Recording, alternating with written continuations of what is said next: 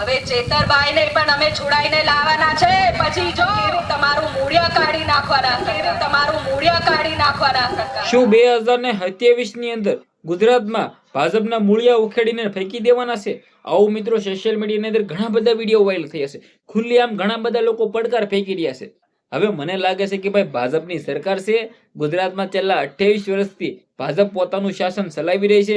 મને નથી લાગતું કે ભવિષ્યમાં પણ હજી 28 વર્ષ ભાજપ મિત્રો હોય તો રાજ છે એ મિત્રો હોય તો ન કરે, અથવા મિત્રો ભાજપ છે તેના ચોપડા સાફ થાય.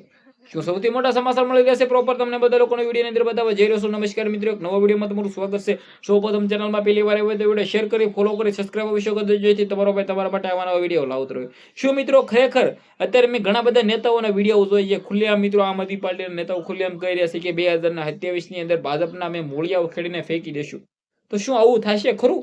ત્યાં ખાલી બોલવામાં સારું લાગે?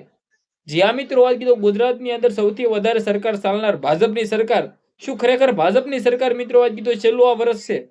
શું 2027 ની ચૂંટણી આવે એની પહેલા ક્યાંક ને ક્યાંક ગુજરાતની અંદર ભાજપ છે તેની ઉપરથી વિશ્વાસ લોકોને ઉડી ગયો છે? શું ભાજપ ક્યાંક ને ક્યાંક પોતાનું શાસન નહીં બનાવી શકે? શું 2027 ની અંદર ભાજપ હારી રહ્યું છે?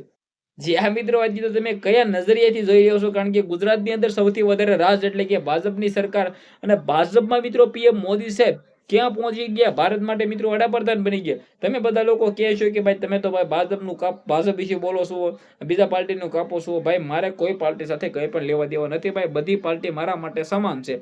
પરંતુ તમે વિચાર કરો કે ખાલી આમ આદમી પાર્ટીની 2-4 સીટો આવે છે, કોંગ્રેસની 2-4 સીટો આવે છે, અને આ ભાજપની 20+ આવે છે. તો કેવી રીતે ભાઈ અચાનક જ ભાઈ સરકાર પલટી જાય?